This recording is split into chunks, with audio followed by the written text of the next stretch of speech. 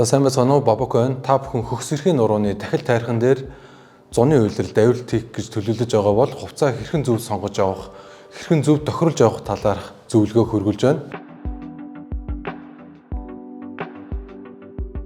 За ууланд ойролцоогоор 100 м өксөх тусам агаарын хим 0.6 хэмээр буурдаг буюу 1000 м өндөр авалт хийх тутамд агаар мандлын температур даруй 6 хэмээр буурдаг гэсэн судалгаа байдаг. Уулын эрсдэс докторгүй цаг агаарт та зөвхөн өөрийнхөө өмсөж авах хувцасныхаа тусламжтайгаар даван гарах юм зайлшгүй шаардлага тулгардаг. Тэгэхээр ууланд олон давхарга үүсгэж өмсөх нь хит халууцаж хөлөрхөөсөө өмнө хувцаа нэмгэлж тайлах, хит даарахаасаа өмнө давхаргаа нэмж зузаалах юм боломжийг бол олгодог. За манай баг нь 2022 онд клубын нийт 12 гишүүнтэй хөгс эрхийн нурууны дахил тайрхан дээр багаараа амжилттай авиралт хийгээд ирсэн. За хөгс эрхийн нуруу маань болохоор тархан цаазд газар байрладаг. Ан амьтан ихтэй ийм сайхан Монголын маань үзэсгэлэнтэй мөнх цас дөрвөлүүдийн маань нэг байгаа. За тэгэхээр энэхүү хайрхан дээр хэрхэн хувцалж одоо авиралтай амжилттай болгосон талаарх зөвлөгөөг хөргүүлж байна.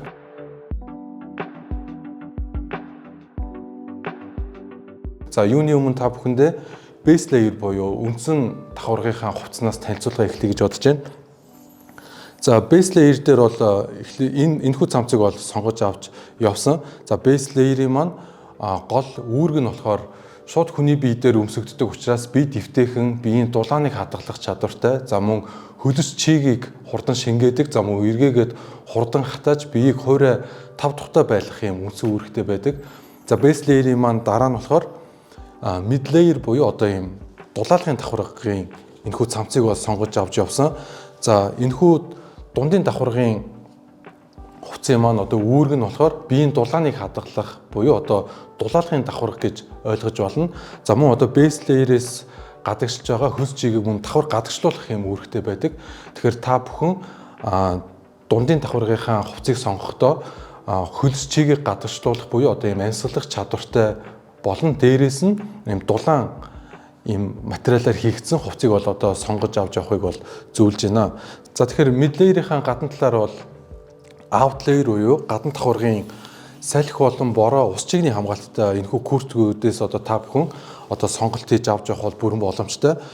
За тэгэхээр зуны үйлрэлд одоо хөгс эрхийн дахил тайрхан дээр авиралт хийхдээ бол base layer-ийнхаа одоо энэхүү цамц одоо mid layer болон out layer-ийн одоо энэхүү гурван давхаргын хувцсыг өмсөж авч яваад мэдээж цаг агаар муудах одоо эрсдэл маш өндөр байдаг учраас дулаалгын давхарга буюу одоо инсуляцийн сүдэн хүртгийг бол та бүхэн байнга цүнхэндээ авч явахыг бол зөвлөж байна.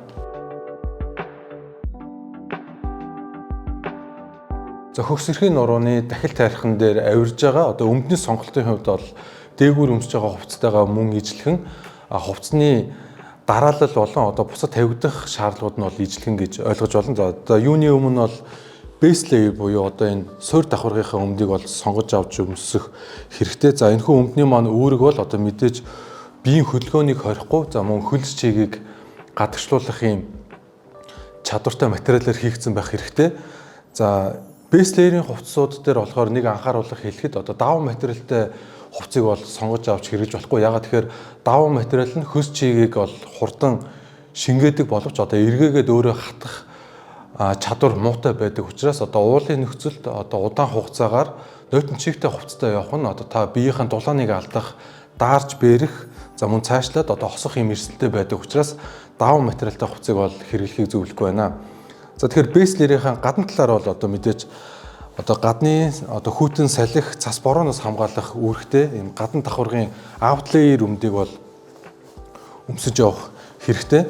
За мэдээж одоо дулааны үйлрэлт гэлтгүй одоо уулын нөхцөлд цагаар бол одоо хувирмтгай байдаг учраас нэмэлт дулаалгын зориулалттай иймэр салхины өмдийг бол одоо байнга цүнхэлж одоо цүнхэндээ авч явахыг бол мөн зөвлөж байна.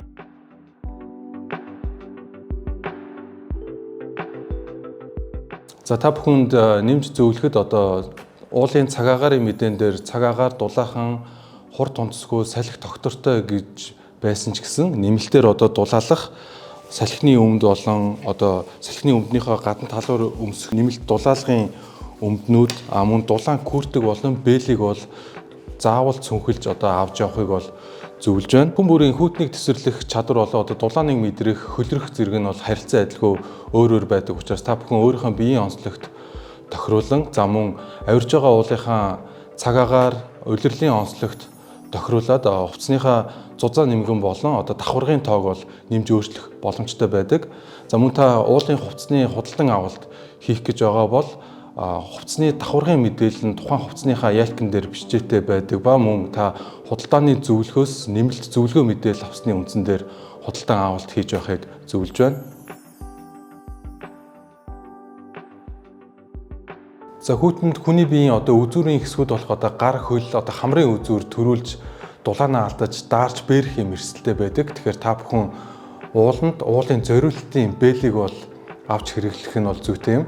За бэл нь бол одоо хэрэглээнийхээ хувьд техникийн авиралтын, мөсөн авиралтын, өндрийн гэх мэтийн одоо олон төрөл зүйл байдаг ба та одоо аль ч тохиолдолд одоо цаг агаар муудаж хүүтрэх эрсдэлээ бололцоод энэ дулаан бэлийг бол байнга цуглаж авч явахыг бол зөвлөж байна. За хүн бол одоо өөрийн биеийн дулааны 40% бол дан ганц толгоогоор алддаг гэсэн мөн судалгаа байдаг.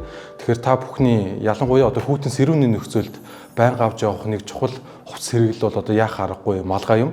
За малгай нь бол одоо дулаан хадгалах чадвартай, за мөн хөлс чигийг гадагшлуулах чадвартай, за мөн толгойг барьсан биш толгой дэвтэх юм сунтгай материалаар хийгдсэн байх шаардлагатай байдаг. За мөн хүзүү хоолой болоо одоо нүүрийн хэсгийг болохоор хүүтнээс нар салхинаас хамгаалдаг одоо бафыг одоо өмсөж хэвшгийг бол зөвлөж байна.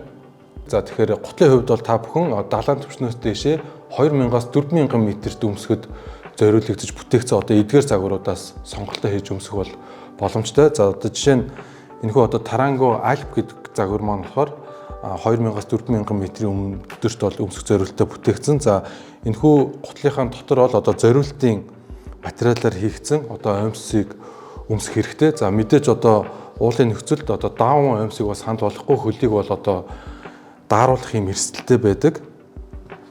За гутлан дээр одоо та бүхэнд одоо нэмж анхааруулах хэлэхэд одоо манай ор маань одоо цаг агаарын эрсдэс бүсэд байдаг. За ялангуяа уулын нөхцөл дээр болохоор зуны уйлрэлч гэлтгүү одоо цаг агаар хуримтгай байдаг учраас та бүхэн аль болох одоо дулаан гутлыг бол одоо сонгож авч явахыг бол зөвлөж байна. За ууланд бол нэмэлтээр одоо каск, таяг, үүргэвч гэх зэрэг одоо нэмэлт хэрэгслүүдийг бол хэрэглэх бол шаардлагатай байдаг.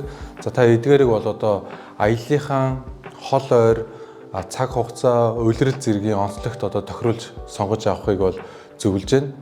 За ингээд та бүхэндээ одоо уулын хувцсны давхарга тус бүрийн үүрэг оролцооны талаарх товч зөвлөгөө хүргэлээ.